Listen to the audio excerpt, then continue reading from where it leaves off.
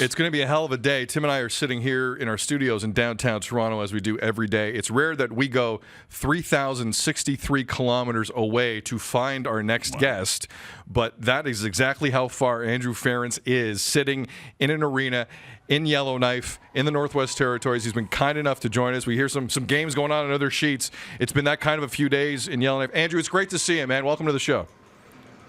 It's great to be on the show, you guys. I watch you a little closer in Edmonton on most afternoons, so it's a pleasure to be with you. Have we been too tough on the Oilers over the last few years, or have we been fair, do you think?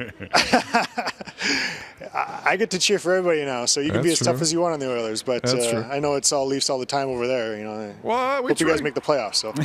Whoa! All right. Earlier today, Sixero said they wouldn't make the playoffs. We'll get into all that. I gotta ask you though. That's gonna get you some good tweets.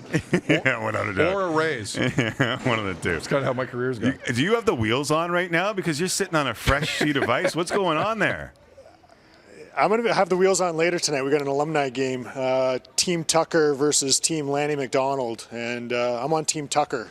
And we need some redemption because last year we got our butts kicked at the Hockey Day in Canada game. So we'll see. But no, I just took them off. We had some kids out here earlier.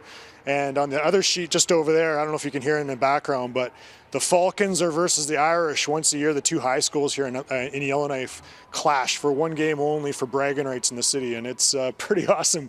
Paul Coffey and I just walked the cup into each dressing room to get the boys all fired up before the game, and that's why I got the hardware on here. I don't usually wear this around, but we took the Stanley Cup in, got the guys fired up, and now they're just banging the heck out of each other next door. So it's a good game over there. Well, that would be quite the honor for some high school kids to have Paul Coffey and you walk in Lord Stanley and wearing the ring. Like, it's an honor for me to walk in with Paul Coffey. You kidding me? What are the eyes like when you walk into that room?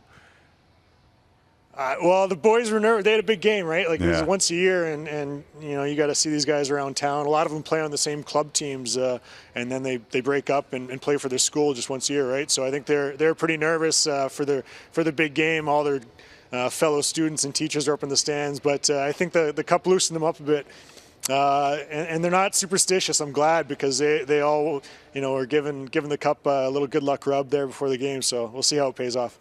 I heard you mention that this wasn't your first hockey day in Canada. What does it mean, like, for someone who can't get to one because it hasn't been in and around them? Can you describe what goes on and what makes it special? Yeah, so Hockey Day, obviously the broadcast, for whatever it is, 12 and a half hours, on the Saturday is great. I think, I know when I played in them, you'd just tune in and watch hockey all day and then play your game. But for the actual day in the host city, it's actually spread over like almost 4 days. The cup's been flying up to Delaney, way up north. There's been hockey clinics and skills clinics for all the kids. The cup's gone to the schools. We were at a seniors home earlier today. Obviously the big setup downtown, outdoor rinks, and there's a pond hockey tournament going on. So it's like booked solid for about 4 days of just pure hockey, pure celebration. The whole community is out. It seems like it's an amazing time. I think it gets back to what the hockey community is all about, right? Having fun, having a great time with each other. It's an overwhelmingly positive experience. Andrew Ference here on Tim and Sid from Yellowknife, Northwest Territories, the site of Hockey Day in Canada, beginning tomorrow on Sportsnet and the CBC at 1 p.m. Eastern. And like Andrew said, it will go on for the next 28 consecutive hours, it would seem. Andrew, in terms of the hockey game you're playing later tonight and just the week, at what point have you had enough of Ken Reid? You know what? Small doses, he's all right. Aren't we all? Aren't we all? It's a lot of dad jokes. It's just not nonstop. But there's enough other talent here to balance him out, right? So honestly, they bring up Scotiabank does such a good job. They have their whole teammates, Lanny and Tucker, like I mentioned, but they got a whole crew that comes up here.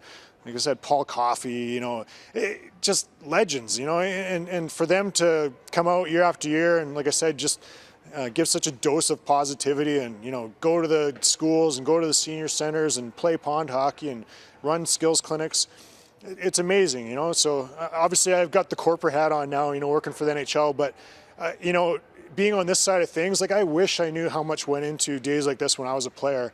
The amount of work and the partnerships with things like Scotiabank or Rogers, like the partners and the hours and the commitment to put stuff like this on is incredible. Like this, this is what makes hockey in Canada so incredibly special, right? So for me to be able to see that, like it truly is an honor, and now I get to be a part of it, and I love everything about it. It's so great. For those who don't know, you've taken over a role with the NHL as Director of Social Impact Growth and Legislative Affairs. How has your view of the game changed from that, and what's the biggest part that you've seen maybe change over that time? Well, I think the biggest thing for me right now is, my main goal is get as many kids playing hockey as possible, and in saying that, there's an asterisk, because playing hockey for me means street hockey, roller hockey, every kind of hockey.